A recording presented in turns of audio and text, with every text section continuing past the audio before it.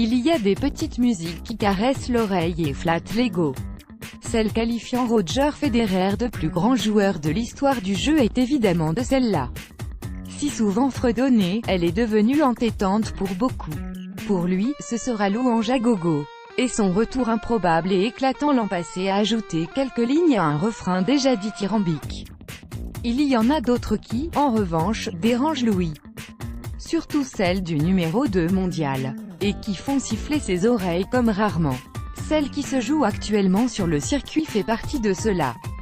Un résumé simple, Roger Federer manque de respect au tennis mondial en choisissant de manière stratégique de faire l'impasse sur la saison de terre battue. Manque de classe et de panache pour certains, alléchés par l'idée de revoir un Federer sur terre. Roger Federer Getty Images. Une réaction d'amoureux transi. Le chef d'orchestre de la symphonie, ou cacophonie, c'est selon, est espagnol.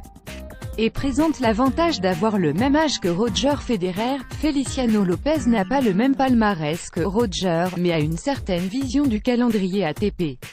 En officialisant sa participation au Master 1000 de Madrid, il a d'abord prouvé qu'à 36 ans, on pouvait encore s'aligner sur terre battue. Il a surtout enfilé sa casquette de co-directeur du tournoi madrilène pour critiquer le choix de Federer. C'est dommage que Federer ne soit pas à l'Open de Madrid car la saison de terre battue est aussi importante que celle sur gazon ou sur dur. Comme tous les grands joueurs de tennis, Federer devrait respecter le circuit et participer au tournoi toute l'année. Voilà pour le tacle public. Mais c'est finalement la seconde partie de son argumentaire qui doit être mise en avant et analysée. Je veux que Federer joue à Madrid de nouveau avant sa retraite. Comme un artiste sur sa dernière tournée, la rockstar Federer suscite des déceptions. Des amoureux transis qui espèrent revoir sa classe sur l'ocre et se retrouvent sans possibilité d'acheter un ticket pour le rappel. Car plus les jours passent, plus Roger Federer s'éloigne d'un match sur la surface orangée. C'est ainsi, il faut s'y faire. Comme une rupture obligée contre laquelle il n'y a pas grand-chose à faire de plus qu'à l'accepter. Au fond, en tant que Français, nous faisons probablement partie de cette caste-là. Privés du roi Roger depuis 2015, nous avons été les principales victimes des blessures et autres choix stratégiques du numéro 2 mondial. Mais le réalisme s'impose à nous. Pour revoir le Suisse fouler le sol français, il faudra davantage surveiller la porte de Bercy que celle d'Auteuil. C'est notre dernière chance. Roger Federer lors de sa dernière apparition à Roland-Garros, en 2015, Eurosport. La peur de Nadal. On aurait pu refermer la partition ici. Mais, tel un bon jazz alambiqué, le morceau est reparti de plus belle. Et cette fois-ci, c'est Rafael Nadal qui était au micro. Dans un sourire qui cachait aussi une petite pique à son meilleur ennemi, l'Espagnol a fait semblant de ne pas comprendre le choix du Suisse. N'avait-il pas dit qu'il rêvait de croiser le fer à nouveau, au meilleur des 5-7, face à lui? Ce ne sera pas pour cette année. Et probablement pas pour les suivantes. Beaucoup, taquins, y ont vu une peur de l'ancien patron du circuit de revivre ses cauchemars passés sur l'ocre. Il faut dire qu'il y a de quoi paniquer. Car entre les deux, ce n'est pas un match sur terre battue. C'est un carnage. L'Espagnol mène 13-2 sur la surface dont un sévère 5-0 à Roland-Garros, où Rafa a toujours martyrisé le Suisse 15-7-4. Alors, les chocottes Roger?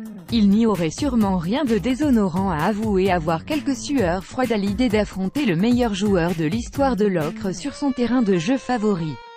Mais, plus que la peur, c'est davantage de la résignation positive qu'a choisi l'homme aux 20 titres du Grand Chelem. L'idée, là encore, est limpide. Roger Federer n'a presque jamais réussi à prendre le meilleur sur Nadal sur terre battue. Dans ses plus belles années, au sommet de son art, physique et tennistique. Ce n'est pas maintenant, à 36 ans, qu'il va y parvenir. Surtout quand on regarde le bilan de l'Espagnol en 2017 sur terre, une petite défaite à Rome mais surtout une décima conquise sans perdre un set. À part un suicide sportif en Mondovision, qu'aurait gagné Federer? Du panache, du mérite, du fair-play, sans faire offense à ceux qui le critiquent, il a déjà assez prouvé dans ces domaines pour ne pas recevoir de leçons. Vidéo, le tuto, pourquoi Nadal va encore tout écraser sur terre. La stratégie du bis repetita. Beaucoup avaient compris son choix de 2017, pourquoi n'en serait-il pas de même en 2018, surtout quand on se souvient du succès de son plan. Son début de saison rêvé avait laissé les romantiques espérer. Mais, comme sur les cours, RF a fait gagner la raison. On a convenu avec mon staff que c'était plus facile de rester sur 2 surfaces que sur 3 en ce moment.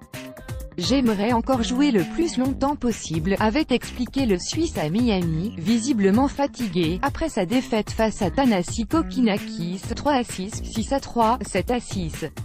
En bon communicant, Federer avait adouci son décès. Car la réalité est connue de tous, le Suisse a beaucoup plus de chances de remporter un nouveau sacre majeur à Londres ou New York qu'à Paris. Autant les optimiser en sacrifiant l'ocre. N'en déplaise aux mécontents. Voilà pour la porte ouverte enfoncée. Mais, apparemment, c'est encore nécessaire pour certains. Cette petite musique, beaucoup l'oublieront si le Suisse parvient à rééditer sa stratégie payante lors de la suite de la saison. En dominant le circuit, sans lui manquer de respect.